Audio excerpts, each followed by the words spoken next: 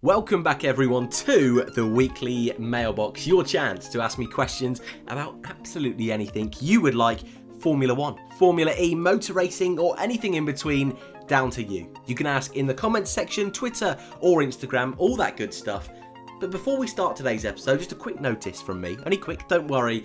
Thank you to everyone who tuned in for the last video I posted, the start of a brand new series, Formula 1 Legends. Awesome comments, absolutely lovely comments, gave me the bit of a boost I needed at the moment, so I just want to say thank you to everyone who managed to catch that series, and it's definitely something I was trialling with that first episode. For sure, I'm going to do loads more. Love doing a bit of research, you guys seem to really enjoy the episodes, so yeah, that's definitely going to be happening. Another new series hoping to start on Friday, so keep your eyes peeled for that. And a question a little bit later on, question number 3, I'm also going to have a look at a few live stream ideas. So if you want to know more about that, stick with the video. But our first question today comes from Mr. or Mrs. Kieran Richer. I think I got that correct for once. Starting off the episode well today, what do you think of a super season? Combine all remaining races this season into next season. Thank you, Kieran Richer, for your question. It's an interesting one. It's a concept that's been floating around, doing the waves on the internet at the moment. And it's something that we've seen the WEC do last year. 2018-19 was a super season. We've also seen Formula E do that for several years, have races in, so for example, this current season, season 6 for Formula E, we had races last year and this year, 19 and 20, and Formula E have always done that. Little bit different because they still do on a season-to-season basis. It's not a super season, so it's almost like the Premier League season. Starts at the summer one year, summer next. It's a little bit odd, Formula E. I don't want to try and get in that mess. But what I'm saying is there's precedent for doing seasons, especially in the WEC, joint seasons, super seasons. So if you're not 100% what it means, it's just all the remaining races this year combined with next year. So we get some kind of Gigantosaurus Rex 30 Grand Prix calendar, which would be cool. Don't get me wrong, would be cool. I don't think we're having it. I mean, it all depends, of course, on how many races we actually have this season. And I've said in a few of these episodes, I still think we're going to have quite a meaty season. I think we'll have at least 10 races. And hey, maybe that's being a little bit optimistic, but that's the mood I'm in at the moment. I really do feel we could have at least 10 races and have a strong season. Chase Carey, the leader of Liberty Media, did a press release a few days ago saying he's confident we'll get between 15 and 18, so he's even more positive than my outlook. And Chamber, awesome Chamber, did a video just this morning talking about the potential calendar and how we can move and shape things around to make that fit, and I think he ended up with 18 races, maybe 15. Anyway, it's doable, and even though I think his video is very, very well structured, I even think there's a few extra things you could push even further. So I'm positive we can get plenty of races. So, super season. Look, a lot of people are worried that if we have a calendar that's, let's say for this argument, 15, right? A lot of people are worried that maybe that will taint the championship. Maybe if Verstappen wins his first ever series and it's this year and it's only 15, will that not look quite as good? Well, of course, 10 years down the line, we'll look back and the record books will say Verstappen champion, and I think we'll be none the wiser. I still think some people will say, well, is it a real championship? It's only modern Formula 1 we've ended up with so many races. Even between the 2000 and 2010 season, we had plenty of seasons where there were only 16 races. So I think people need to calm down slightly. And hey, back in the 50s where we had Fangio winning multiple championships, there were only 10 races. So it's all very subjective. And actually, when you think about it in the sense that a smaller season, technically, means there's less chance to make mistakes. Drivers have to be even more consistent than they would be in a 20 race season. So do I think there will be a super season? Put it this way, if we have 3 races at the end of this year, yeah, it makes sense. They're freezing the chassis for 2021, meaning the chassis we have now will remain for next year. So technically we don't need winter testing. So technically we can start racing next year in February if needs be.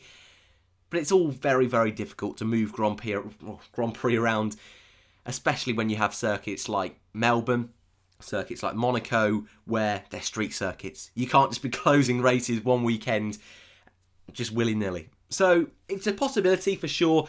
I don't see it happening, but it's something I've been asked a lot this week. Would it be cool? In theory, but I still think at the moment we're fine for a season that's gonna be more than 10 races. Ask me this question in 6 months' time and we still haven't got racing, I might give you a very different answer. But thank you for your question, Kieran Richer. The question number 2 comes from Zenora. Do you think Formula 1 is becoming more like a pay-to-win game? I really, really like that analogy, by the way. Making it harder for anyone with a lot of talent to get into motorsport. It's not just F1, it's all motorsport. How do you think we could change this? I don't think I've ever really covered a question quite like this so far, and it's something that I think definitely we could explore a little bit further in a more detailed video, but I thought I'd share my initial thoughts today because Zenora had a lot of questions and I loved a lot of them, but I always like to make sure I get a nice question from all of you, try and cover all bases. But I love this one because pay to win is a lovely little phrase we see in the gaming world, Epic Gamers, that roughly means if you put in more money, you're more likely to win. And in theory, that happens in a lot of aspects of motorsport, a hell of a lot of aspects of motorsport. But this question, of course, is more focused around the talent of drivers, is what I'm getting from this anyway. So, look, with teams, if you put in more money, the likelihood is you're going to be better off. You could, in theory, be wiser with spending, the likes of Racing Point, Force India, as they were known, Jordan back in the day as well, always super, super savvy with how they spent their money. That's pretty straightforward. But drivers, I think it's a little bit different because you can have drivers that are in young driver academies that don't necessarily have a lot of money. Esteban Ocon is a brilliant example. Working class family in France, I believe, in his Beyond the Grid interview, said they even spent a few years of their life in a caravan trying to fund Esteban's motor racing career. A brilliant story he's had, and one I'm definitely looking at doing to my Journey to F1 series. But, of course, then there's other drivers like Lance Stroll, that I think a lot of people would agree is certainly not elite tier of Formula 1 drivers. He's not awful, but I think there's other drivers that warrant a space over Lance Stroll now. He's had, 4 seasons? Is this going to be this will be his 4th, won't it? So, he's had a go. He's got a podium, of course, and he's had races where he started on the front row of the grid in Monza, so he's not terrible, but certainly he's not fantastic at quali. I need to stop bashing on Lance Stroll for a moment. I think it is an issue. It certainly is. Lance Stroll, if he was awful, wouldn't be on the grid. That's for sure. He's not horrendous. If he was Mahavir Raghunathan in Formula 1, that wouldn't be happening. He would be getting so many penalty points, he wouldn't be able to race. So Lance Stroll, although in this question we'll use him for the pay-to-win scheme, because in theory, his dad paid for him to get a seat at Williams, is now paying for him to keep a seat at Racing Point. I'm fine with it if we have a Lance Stroll. If it gets to the point where half the grid, maybe even 15 of the drivers on the grid are in that situation, then it becomes a lot more difficult. But on the flip side, the main reason a lot of these teams want to be in motor racing is to win. And so whilst, especially in the younger ages, karting is so expensive, and there's going to be drivers out there that have the potential to be as good as a Lewis Hamilton that will never ever step into a go-kart because it's so expensive. So I think at those grassroots levels, there needs to be changes. But I think once you get to Formula 1, I think a lot of that talent will have weeded itself out. And I think no amount of money, even in Lance Stroll's case, no amount of money would be able to put you on that grid unless you had an aspect of talent. So I think talent will always prevail. Esteban Ocon, although he was in that junior system with Mercedes, if he wasn't good, he wouldn't have got given the chance. And I think a driver, let's say, or who else had a difficult way into Formula 1? Lewis Hamilton is another good example. He wasn't born into a family with millions of pounds net worth. They had to work for it. And his talent, although again, yes, he was helped by Ron Dennis in the McLaren Junior programme, his talent shone through and that's why he got the seat. And ultimately, that's why he's still in F1 now. So it's definitely a case-by-case basis. Grassroots motor racing, in my opinion, needs to change. But I think talent at the moment still prevails, especially long term if you want to stay in F1. That Lance Stroll thing's really sticking in my head. So yeah, I might do a bit more research on that and get back to you, because that's a really interesting one. Thank you for your question. Question number 3 comes from another world-class name, Mount Panorama Kangaroos. That's an interesting one. Anyway, really different question based around the game. So if you're not into gaming so much, this might still interest you. So, Mount Panorama Kangaroos asks, do you think that the Formula 1 2020 game release will be postponed or regular, like the MotoGP game? Now, again, this is a very quick question to answer. Postponed or not? I think it probably will be postponed. If I'm being totally honest, it's only been the last couple of years where Codemasters started releasing the games during the summer. I think from maybe 2009 through to maybe 2015, I'm going to say, when we moved to those next generation of games and next generation of consoles. I think we were going for about November, December releases, so they can very easily go back to that. But I think this is a really interesting time for Codemasters, because they can't really do a season where we start in Australia and go all the way through to Abu Dhabi. We might see a game, potentially like we saw with the 2015 game, where we have 2 seasons on one disc. Could be an idea. We could see a game where, and I've said this about quite a few times, I'd love to see a game where we have like a classic season, or even the year previous. So we have, I don't know, 2015, 16, 17, 18, 19, all on one game. That would be really cool. I think it's a really tricky one to get right. It really is. And ultimately with Formula 1, money speaks. And Codemasters are not a big company. They're a company that probably rely quite heavily on Formula 1 licensing and Formula 1, just the income from selling the game, it being a Formula 1 licensed game. So they're going to bring out something. Is it the end of the world if it's a full season? No.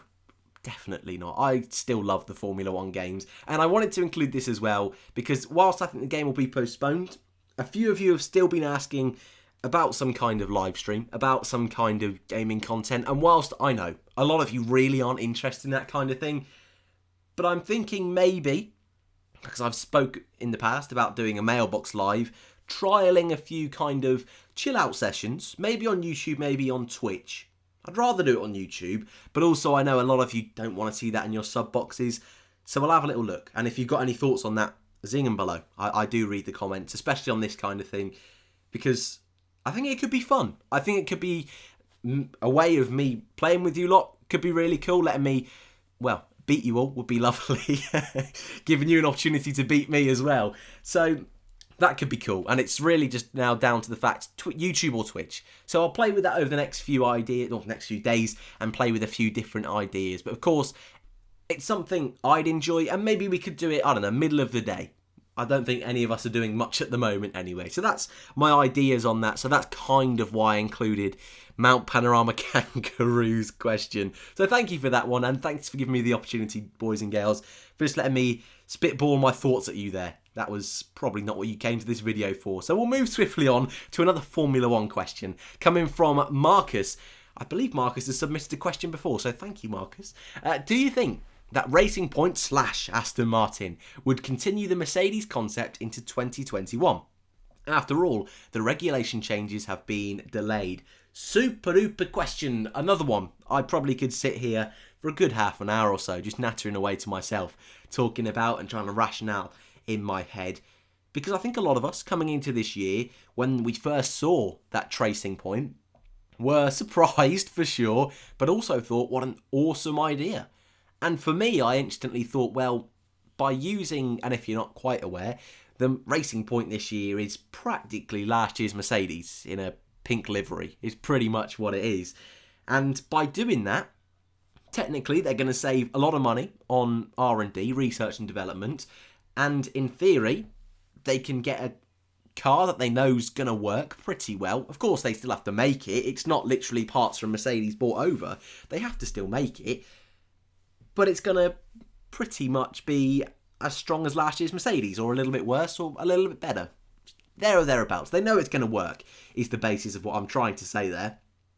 But I feel they did this because it would allow them to have a car straight away from Melbourne that's going to work early doors, get plenty of points in the first half of the season, and then it would open the door for the team to start work on their 2021 car early. Because in theory, teams like, let's say, let's say McLaren or Haas, they have had a concept over the last few years. They've tried things, especially in Haas's case, they've tried things and things haven't worked. But they've been able to learn that concept, learn their car, and now they can add more bits and bobs, know what works, what doesn't, and the law of diminishing returns should suggest that they're going to be able to work on different bits and bobs better and have better understanding of their car. Racing Point, that's not going to work as much. And again, I feel they did this Mercedes kind of duplicate car to allow them to work on 2021. Now, if this chassis for this year is frozen for 2020, I feel Racing Point could lose out quite big here. I feel their gamble could still pay off. It could shoot them straight up to the front of the grid in 2022 when those regulations come in. But for 21, they're stuck with this car 2 years in a row. It's going to be harder for them to develop that car unless they kind of just keep copying what Mercedes do, which is also an option and probably will be the route they go down. But it's going to be tricky for them. And it looks like at the moment, we've still had no official word, but it looks like that Aston Martin are still going to rebrand the team for 2021. So hopefully we get a lovely new British racing green car. But we could be wrong. We were wrong about the AlphaTauri. We thought that was going to be black, but that still looks lovely. So I think for Racing Point, it may have backfired their idea a little bit. But ultimately, we've not seen the cars racing yet. We don't know how good this year's car is. If it's up there with the top three, I would still feel quite good about them for not only this season, but the next year. But at the moment, of what I've seen, it's really hard to judge. And I think they will be in that midfield. And I think definitely as we get to the end of the season, they're going to struggle a little bit more. So thank you for your question, Marcus. And our final question, our audience participation question. So if you've got any of your thoughts, throw them in the comment section down below. Your chance to ask or answer a question a little bit different from 2D skills. I have F1 Pro TV. That's not me, that's 2D skills. I don't actually have F1 TV anymore. But this person asks, what is the best season to go back and watch? Now, why have I included this for audience participation? Because I imagine quite a few of us at the moment are just trying to find things to watch, if I'm being totally honest. And with F1 at the earliest now, with Azerbaijan being delayed, we start in June in Canada. And that will probably be delayed as well. And we could start in Paul Ricard, which nobody wants. But if you're new to F1, of course there's going to be seasons I would recommend you go back and watch. I started watching Formula 1 in 2006. So I can tell you that since I've been watching, 2007, 2008, 2009, 10, 12 are the ones that stick out in my head. And I think if you're watching F1, you've only started for the last couple of years, I would definitely recommend 2007. Lewis Hamilton's first year in F1, he was teammates with Fernando Alonso, Kimi Raikkonen and Felipe Massa at Ferrari.